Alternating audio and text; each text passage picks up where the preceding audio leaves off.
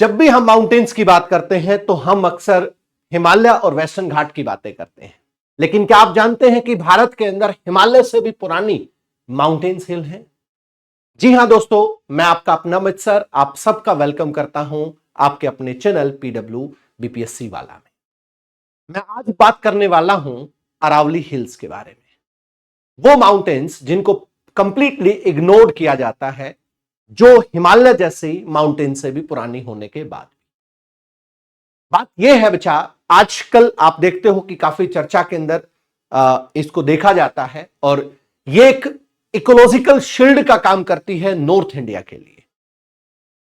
ये एक climate control का काम करती है नॉर्थ इंडिया के लिए। तो बात कर रहे हैं हम अरावली हिल्स के बारे में। चलिए, कैसे ओरिजिनेट हुआ, क्या बायोडायवर्सिटी है, क्या इसके लिए मॉनसून का काम है, एक एक करके सबके बारे में बात करने वाले हैं। तो यहां सबसे पहले मैं आप लोगों से जो डिस्कशन करने वाला हूं वो हमारा डिस्कशन ये है बच्चा कि इसकी लोकेशन क्या है। सबसे पहले हम लोग ये जानेंगे इसकी लोकेशन गुजरात से लेकर राजस्थान, राजस्थान से लेकर हरियाणा, हरियाणा से लेकर जो दिल्ली एनसीआर तक का इलाका है वहां तक ये छूती है बच्चा। यानी यहां पर अगर हम बात करें तो इसके अप्रोक्स जो लेंथ मानी गई है वो लगभग 670 किलोमीटर की इसकी लेंथ मेजर की गई है। यह अप्रोक्स एक अंदाजा कहा जाता है। साथ ही साथ अगर हम स्टेट की बात करें तो यह गुजरात, राजस्थान, हरियाणा और दिल्ली जो हमारी यूनियन टेरिटरी है और कैपिटल ऑफ इंडिया है, यहां तक ये टच करने का काम करती है बच्चा। वहीं अगर एक और बात करें तो इसके अंदर इसका इतना फैलाव है और इस फैलाव के अंदर कहीं ना कहीं इसके एक हाईएस्ट पीक भी होगी।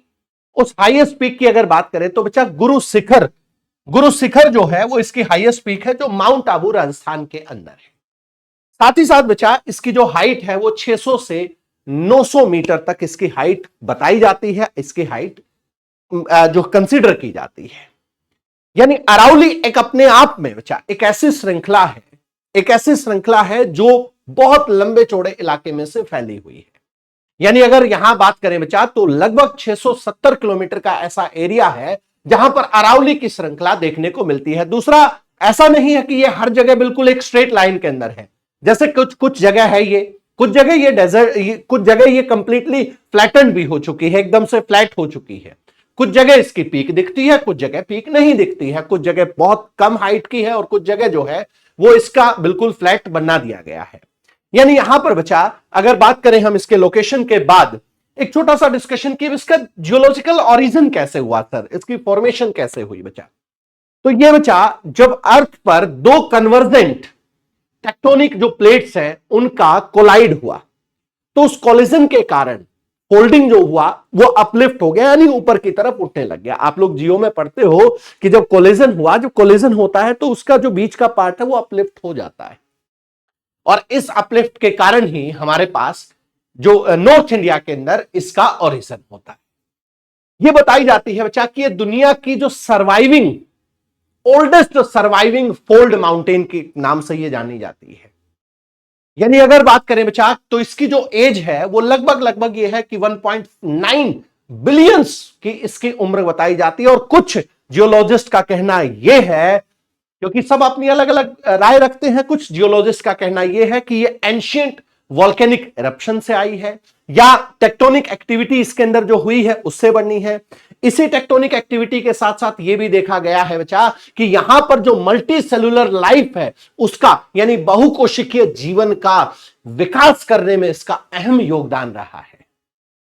तो अगर इसके ओरिजिन की बात हम लोग यहां पर सीखते हैं बच्चा, बात करते हैं, तो ये लगभग 1.9 बिलियन ईयर अगो है बच्चा। इतने साल पुरानी है हमारे सामने कौन, हमारी अरावली हिल्स।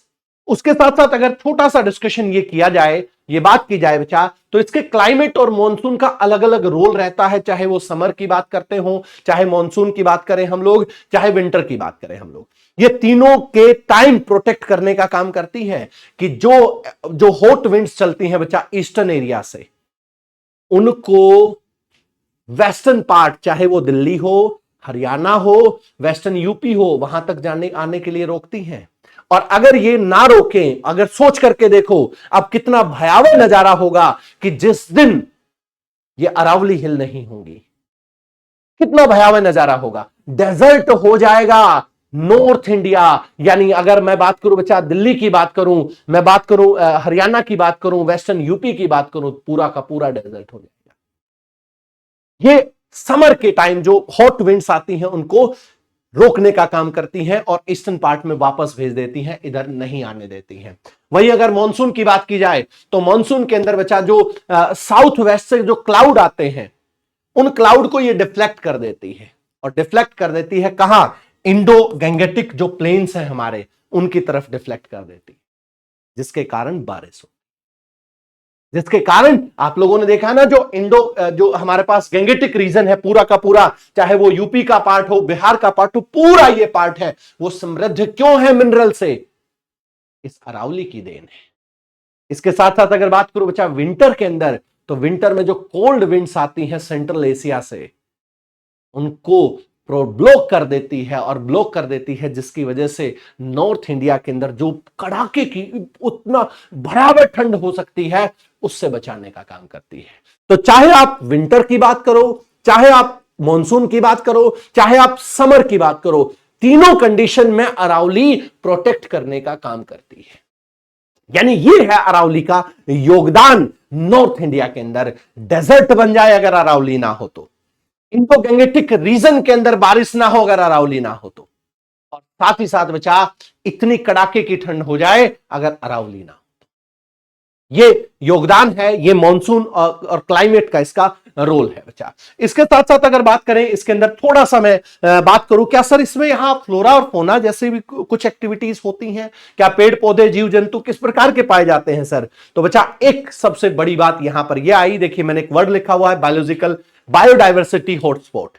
भारत के अंदर 4 हॉटस्पॉट है बच्चा, 4 हॉटस्पॉट है, चाहे वो सुंडा के बारे में बात करें, चाहे वो वेस्टर्न घाट के बारे में बात करें, हिमालय के बारे में बात करें, हिमालय और बर्मा का म्यांमार का जो रीजन है उसकी बात करें, तो ये 4 हॉटस्पॉट हमारे पास आते हैं। हॉटस्पॉट कहा जाता है जहां पर जो जीव जंतु हैं, पेड़ पौधे हैं, उनका विनाश यानी उनका डिस्ट्रक्शन हो रहा हो, उसको हॉटस्पॉट कहा जाता है। पूरे वर्ल्ड के अंदर ऐसे हॉटस्पॉट 36 है बच्चा, जिसमें से 4 इंडिया के पास हमारे पास है जहां पर लगातार विनाश हो रहा है। लेकिन यहां इनका जो अरावली रीजन है बच्चा, इनका एक अपना हॉटस्पॉट है, मतलब एक बायोडाइवर्सिटी इसकी खुद की है। अगर फ्लोरा और फोना की बात करें तो 300 तो प्लांट है बच्चा, जो नेटिव प्लांट है, इसके खुद की प्लांट स्पीसीज है जो पूरे भारत के अंदर कहीं नहीं पाई जाती, और इसके साथ साथ 120 बर्ड स्पीसीज बच्चा आते हैं।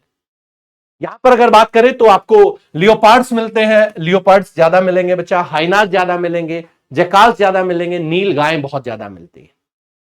यहीं पर क्या है, यहीं पर दिल्ली लेओपार्ड जो कॉरिडोर है बच्चा, वो इसी अरावली रेंज के अंदर आता है। आप और हम सिरिस्का टाइगर रिजर्व के बारे में जानते हैं, तो जो सिरिस्का टाइगर रिजर्व का जो Sariska Delhi wildlife movement path है बच्चा, वो भी इसी का हिस्सा है। इसको जो है वो दिल्ली की ग्रीन लंग्स के नाम से जाना जाता है। पूरी दिल्ली, केवल दिल्ली नहीं, पूरा दिल्ली एनसीआर, उस दिल्ली एनसीआर के ग्रीन लंग्स के नाम से हमारे पास अरावलीज को जाना जाता है।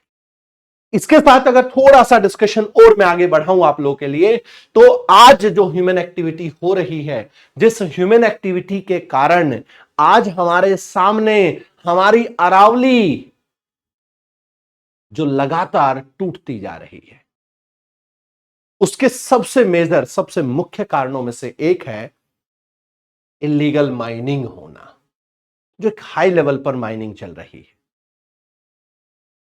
बात यहां पर, और जब माइनिंग की जाती है तो पत्थरों को तोड़ा जाता है, पहाड़ों को तोड़ा जाता है, जिसके लिए डायनामाइट का यूज किया जाता है। बड़े बड़े ब्लास्ट होते हैं, डायनामाइट से वो ब्लास्ट करवाए जाते हैं, जिसकी वजह से आज आप एक चीज और देखते हो बच्चा, माइनिंग की वजह से जो पोल्यूशन है वो भी एक कारण बनता है।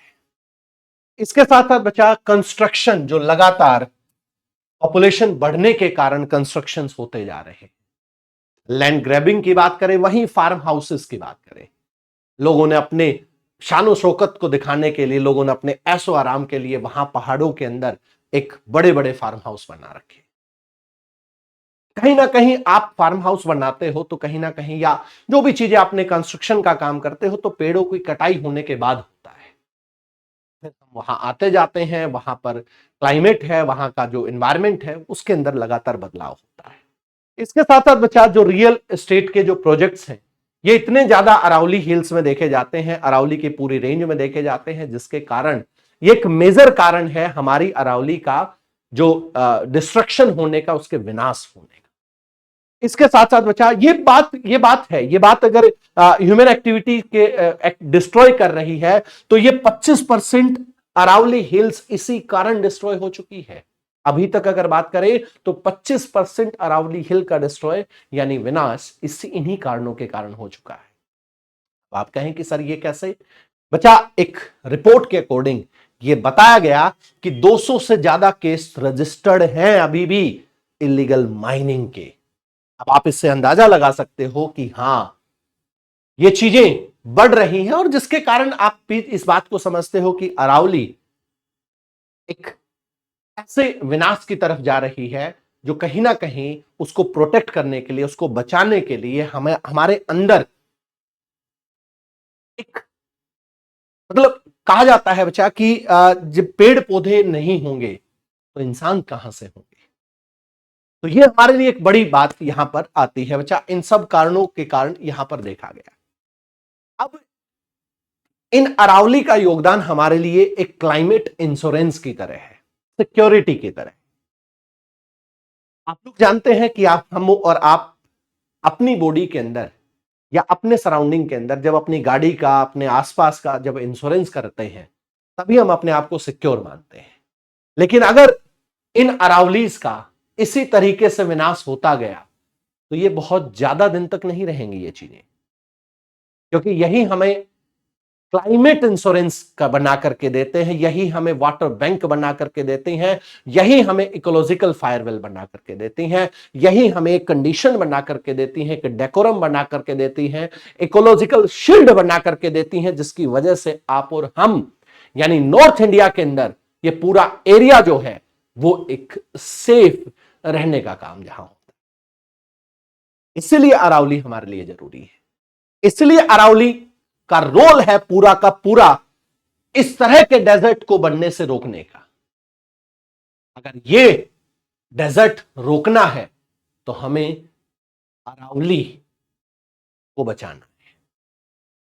इसीलिए क्योंकि ये अरावली के बेनिफिट्स हमारे सामने जब हम पढ़ते हैं, जब देखते हैं, तो अगर हम देखा जाए तो इसके लिए करना क्या होगा। इसके लिए बच्चा स्ट्रिक्ट इंप्लीमेंटेशंस करने होंगे, लागू करने होंगे वो कड़े कानून, जिसकी वजह से इस खनन को, माइनिंग को रोका जा सके। हमें लागू करना होगा बच्चा, एक लीगल क्लियर डेफिनेशन देनी होगी,